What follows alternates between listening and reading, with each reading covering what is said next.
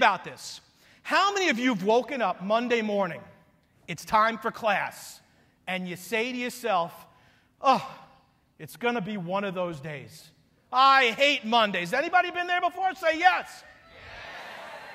And then mom and grandma said bad things happen in threes. Does anybody have that mom and grandma? And you started counting. 1, 2, 3, 4, 5, 6, 7. And they kept coming. And at the end of the day, what happened? You said it. I knew it. I was right. It was one of those days. See, your brain went on search to make you right. And if you don't believe this, think about this. Let's say tonight we were actually going home. And you're in a rush to leave. And you get in that car. And you got an appointment to make. How many red lights are you going to hit? Every single one. Why? Because your brain said, I'm in a rush to leave. I'm going to hit every red light. And that's what happens. Or let's take it one step further. How many of you bought a new car in the past? Or maybe even just recently. And you got in that car. And you turned on the ignition. You started to drive away. And next thing you knew, everybody in your town was driving the same car. Have you ever noticed that? And what was your brain saying? See? That guy or gal's one smart cookie. Great minds think alike. They picked the same car as me. They must be smart. I made the right decision. See, your brain is going to make you right on a regular basis. It's like a giant computer. It doesn't know. It just goes on search. So for some of you people who work with computers, and you know GIGO, G-I-G-O, garbage in, garbage out, it only knows what you put in. Well, it's the same thing with your brain. Well, I was driving up through Maine, and some of you may have been in Maine before, and Maine is a beautiful scenic drive. Picture driving up 95, and the snow has just melted. There's a little bit out there, but the trees are blooming. It's beautiful. It's mountainous terrain, and you're close to the Canadian border. Well, I drove up to Maine, and I got off at 95 in a town called Presque Isle, Maine. Has anybody ever been to Presque Isle, Maine, or heard of Presque Isle, Maine? A few of you have. Well, Presque Isle, Maine is about 5 seconds from the Canadian border. It is way up there.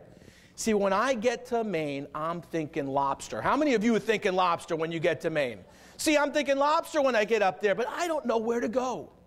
Well, I get off of the highway at Presque Isle, Maine, off of 95, and there's one of those little tourism booths. You've all seen those before. You know, when you enter a new state, it says, welcome to Maine or welcome to Florida, and they've got a little tourism booth there with the candy machines and everything, but they also have every map, every restaurant, everything that you could ever imagine in that place. Well, I walked in, and there were these 2 elderly ladies, and they were walking around. I said, listen, could you help me? I'm looking for some places that I can get some lobster. I'm looking for some maps and some restaurants. Well, these women couldn't serve me any better. They went and they grabbed me maps, and they grabbed me all kinds of restaurants, and they were ready to make reservations for me. It was incredible. I had this feeling of love and appreciation from them, and you know what? If you give to get, you're even. If you give expecting nothing in return, you're going to be ahead of the game. Well, I'm the type of guy that I'm just a huggy, touchy, kissy guy. I don't know. That's just who I am. Well, I looked at this woman. She couldn't have been a day under 75 years old. And I said, get over here and give me a hug. And I gave her this big hug. And when I let her go, she looked at me and she said, I really needed that. I was married for 52 years, and my husband passed away a month ago. You don't know how important that was for me. You never know when giving that appreciation to someone else is going to have a major difference in their lives. And you know what? You got to go from the gut. If you can't, then you must. And if you must, then you will. See, you want to affirm to yourself every day what you want to have happen. Because we already discovered if we say it's going to be one of those days, we're going to be right. And it's going to be one of those days. So I had everybody stand up with me. And I'd like you to stand up with me right now. And what we did was we decided to change the way we viewed things. And we did an affirmation. See, because you're going to come up against things that you're not going to think you can overcome. And when you do, you need to say to yourself, I can, I must, I will. So repeat after me.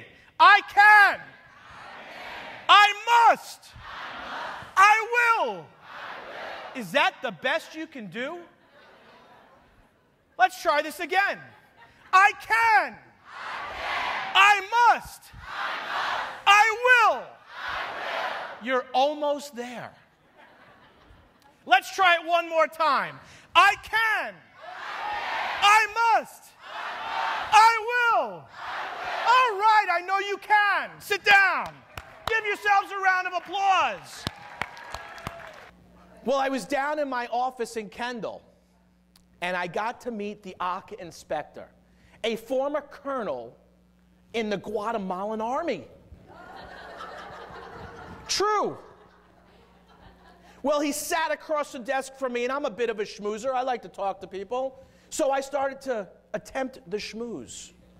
If you don't know what the schmooze is, I was just being as nice. Can I get you coffee? Can I Simonize your car? What would you like? What do you need? Let me go grab some patient files for you. I've already selected the perfect files. They don't want those files, though, do they? They want to go in your drawer and take out the files that they want to take out. Well, I sat there, and then one of our doctors came in. And one of our doctors, he's a board-certified, Johns Hopkins, Cornell Medical School, Mount Sinai. He's got all the credentials, double board, internal medicine and neurology, and he could schmooze anybody. Not our Guatemalan security colonel. He just sat there completely stone-faced. I had this weird feeling that I might fail my first inspection. Now, how do I share this information with my partners? This is my baby. I'm supposed to get us passed, certified. I'm the guy who had to go out and get, the maps that you have to have in your office so we can escape in case of a nuclear disaster. ACA wants to know where the record's going to be. If you got a nuclear disaster, how do we get out of here? Well, I'm starting to get the beads of sweat on my forehead. You ever feel that way? Oh, my God, I better start looking for another job.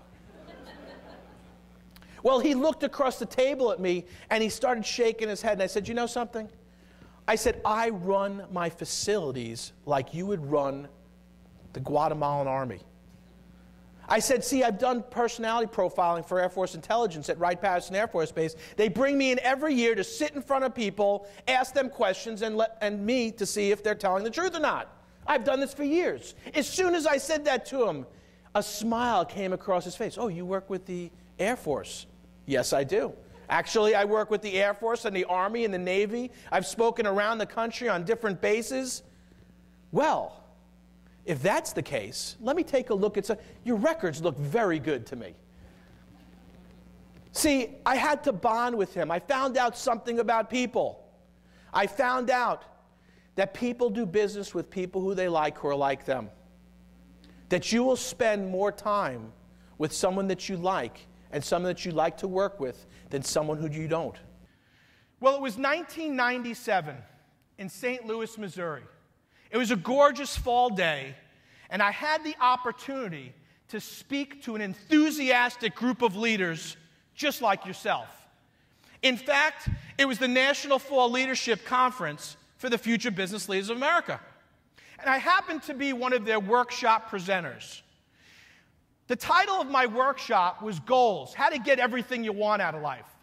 See, as I've traveled around the country, and in fact traveled around the world, I've asked people the same question, and this is a great question. So guys, if you want to have fun tonight, or when you get home, this is a great question. I have asked people 20, 30, 40, 50, 60 years old, I say to them, what do you want to be when you grow up? Do you know the number one answer that I get? I don't know. Let me give you a piece of advice. I learned this first year in school. It was somewhere after gross anatomy and right before neurology. You ain't coming back. You may come back as a fish or a frog, but you're not coming back as you. So if you're not doing what you love to do, you better do something different. Have a fabulous conference, and we'll see you tomorrow. Thanks again.